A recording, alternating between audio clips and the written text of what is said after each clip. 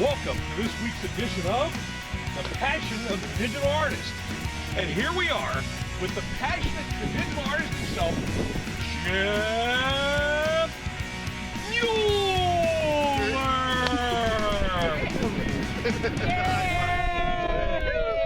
And we're here at the water tower, the object of Jeff's, I want to say affection. I got to come up with a better word than that. The object of your... No, it's my 52 Shades of Blue. Or my 50 shades... Oh, no, never mind. It is your a 52 Shades of Blue light study that is culminating its 1 year mark today. Yeah, it's the anniversary. It's 1 year. And for those of you that haven't followed the blog, what Jeff has been doing, reminiscent to Monet and...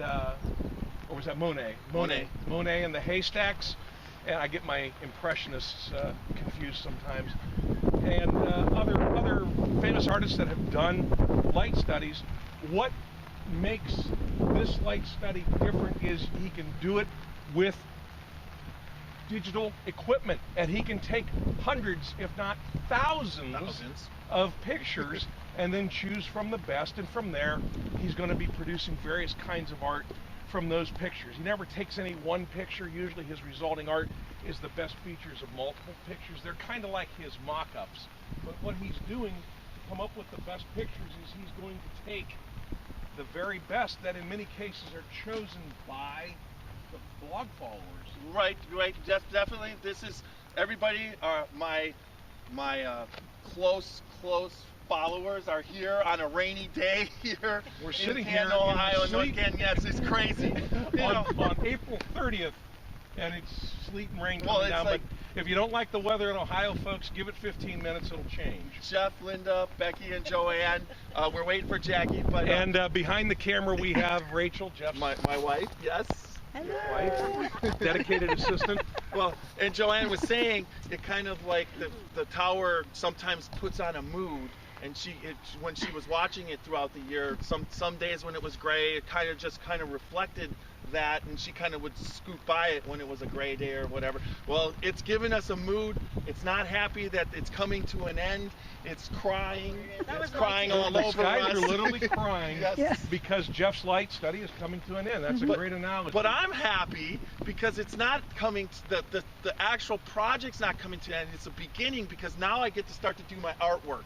And it's funny when you do something for a whole year and you're taking pictures, so many ideas go through your head and you're able to refine and have time to decide. And so there's 4 or 5 really, really good paintings inside my head, and I know exactly what they're going to look like and how I'm going to do it. But then there's probably going to be 20 so that are just photographs that just were beautiful photographs that'll be a part of it, and then there's going to be some where I'm going to edit them about how I wanted it. It's more a romance kind of thing where you romantically want it to look this way, and although it wasn't perfect there wasn't a time to put a rainbow or get an actual rainbow, I could put one in.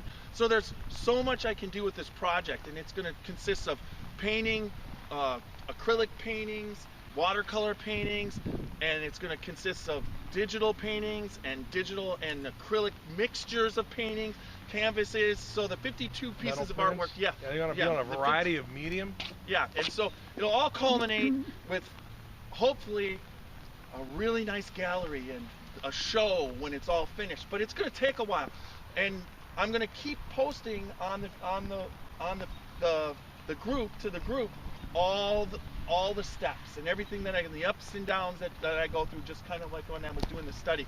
So it's not over technically. You're going to get to see some really, really nice artwork being produced. So that's where we're at with that. So very good. It's raining and we're all probably getting a little bit cold, and we're ready to almost go inside and have a drink. People go on their way, but having the beverage of our choice. Yes, we're headed over, but it's been great.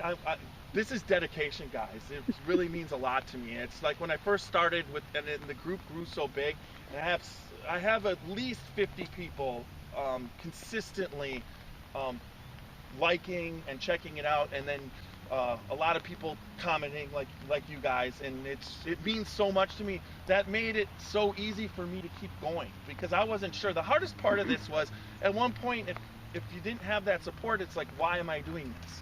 but it never got to that ever. I had so many great people like yourselves, and then also just the tower was it amazed me. I just couldn't believe that every single day it was like, well, it's not gonna, what's going to happen? All of a sudden you go there and the clouds are just pretty, or it's a purplish color or a blue color, and it's just like, how does this 365 days, that's The tower is very much an unanimated chameleon to its environment. It changes with its background, and it's just amazing.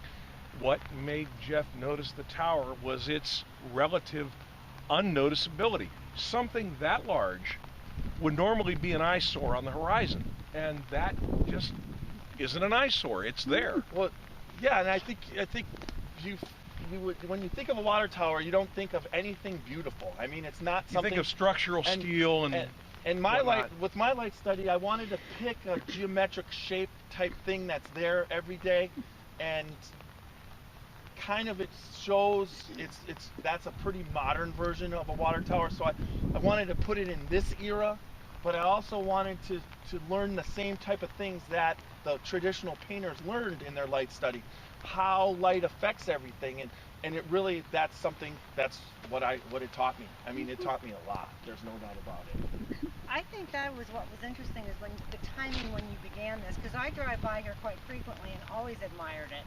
And the next thing I know, you're doing this study, I go, I love it, because I've always enjoyed watching it as well, and thinking much similar thoughts in terms of, wow, you really don't see it, but yet it's as clear as can be. It's there, yeah. And if it's a beautiful day, it's a beautiful tower. And if it's an ugly day, it just fades away.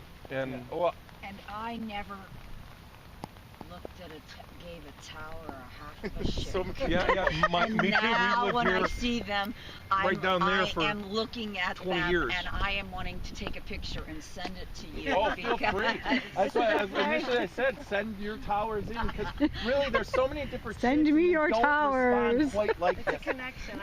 And that's what I'm finding, is that the geometric shape of this one, and I really noticed in the last couple of months, most of the ones around here are either the big bubble on stilts, or they're a formed stand with a bulb Yeah.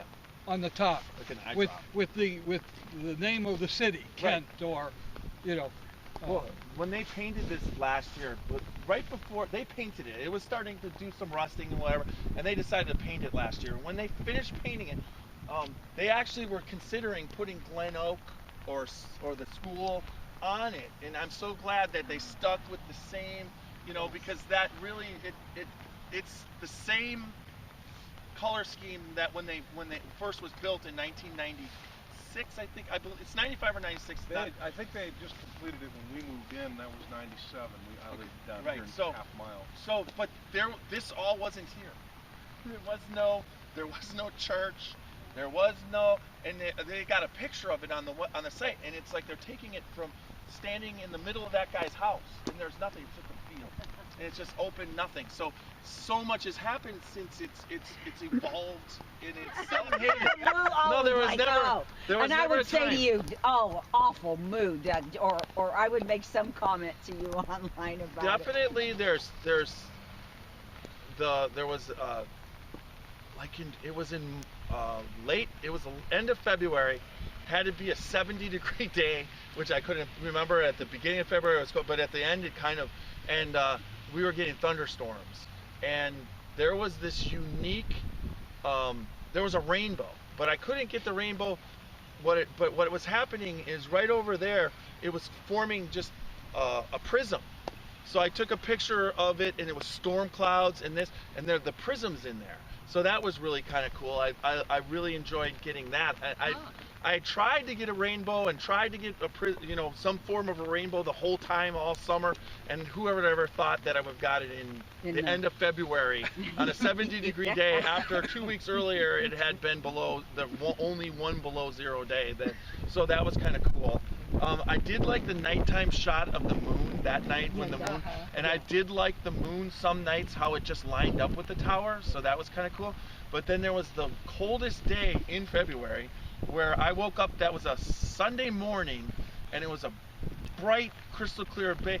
And all of a sudden, when the sunrise was coming up, again, a prism formed in a clear blue sky. Okay, and it's more orange and yellow. Orangey, and yeah. that, when I looked that up, it was because the crystals in the upper atmosphere were so cold at sunrise, they were reflecting and forming the prism. So I thought that anomaly, it wasn't as visually beautiful, but it was really a cool phenomenon that I didn't even know existed. I didn't know that would happen on because, and then sunrise, a lot of the sunrises, I'll just be sitting here waiting, and sometimes the sunrise would be spectacular because there's some clouds and it give you like 4 or 5 minutes of good pictures, and then other times you'd be here and it would be literally 4 seconds, and when I would get that, it would make me feel like I knew what I was doing, because there was like 4 seconds of orange and it was just fade gone. I think if there's one thing that we've all learned,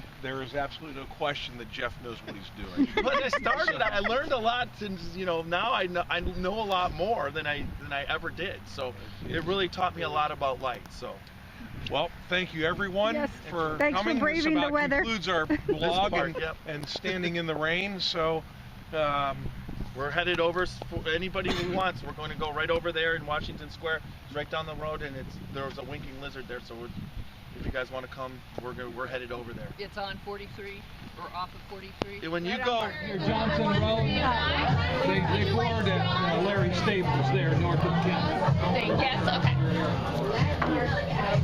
that is Yeah, uh-huh. Road. We needed a free